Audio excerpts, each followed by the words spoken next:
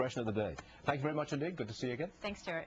The new year bringing another round of massive changes to credit card rules. People still digesting the first round. Many people with good credit histories saying those rules are bad news for them. What's the next round going to do? Financial planner Paula Albertson is here to explain. Let me get this straight. We do have new rules on credit cards and charges and all the rest of it. They're going to take effect shortly. Are you saying that people with good credit, those who tend to pay off their bill at the end of the month in full, they are going to be paying for everybody else? They get hurt? Is that what you're saying? That's what I'm saying, Stuart, is that they're absolutely going to be hurt, and they're put in the same boat as the people that are non-credit worthy. And the American public is up in arms about this. So, well, let me see, I've got a list here. They're going to be paying good credit people. They get hurt because they might be paying higher annual fees. They'll get hit with that. Their credit limit will be cut down a little bit, you think, and reducing those rewards programs? Yes, I think that, first of all, annual credit fees will go up for everyone across the board. So you should be getting those notices right now. Also, their limits might be cut, so be careful when you're calling. We might want to talk about that. And then also we're going to see reward programs pull back, and everyone likes to put things on credit cards, as we just heard, in the holiday season. Well, I think the credit card companies kind of turned out to be the Grinch that stole Christmas. If I'm not mistaken, they've already cut back on your credit limit for millions of people. That's been reduced significantly. I think that's happened already. Absolutely. And that's going to continue? More of that to come?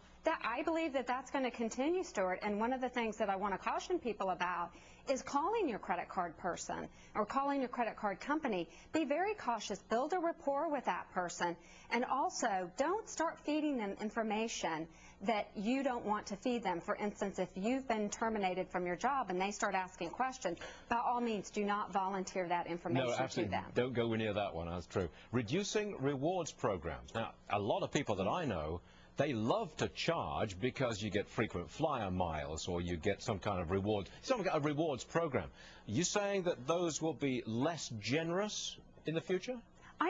Yes, I believe that those will be less generous. For instance, on my credit card, I noticed that I'm not receiving rewards any longer. And I probably better not mention that credit card company, or I might not have that credit card tomorrow.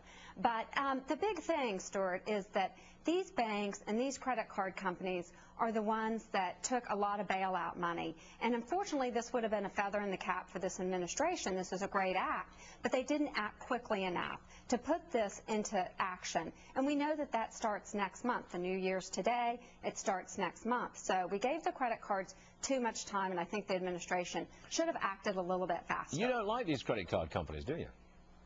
No, I don't like these credit card companies. In your previous segment, I think that she made a good point, that thrift is back, cash is king, although cash can be criminal because interest rates are low. And you all just did a show about mortgage interest rates going up. But I got to say, credit is very convenient. It's so much easier to be able to plunk down the plastic. It is much easier. It's very, very convenient. And those rewards programs, they really help. I think there is a price to be paid for that. There is a price to be paid for that, Stuart, and unfortunately, credit-worthy people are very upset about that. They don't want the rewards to be taken back. So we're going to see a shift from those credit cards, possibly to the debit card. But be careful again, because then the debit card companies are going to start charging fees. For goodness sakes, I looked at my debit card, and they want to charge me a quarter to do a debit card every single time. What will get people really upset is when the people with good credit, those who pay off everything at the end of the month, they never borrow anything, if they get hit, if they have to subsidize those people who borrow constantly, that will create a ruckus. You hit the nail on top of the head, Stuart, is that those people are going to stop using their credit cards, and you know that interest is the thing that is the gift that keeps on giving to those credit card companies. And if they're not receiving that interest, then they're not going to like that, are they? That's a rule, and I know it well. Paula Albertson, thank you very much for joining us. We appreciate it. Happy New Year to you. Happy New Year to you, Stuart. Next, double-digit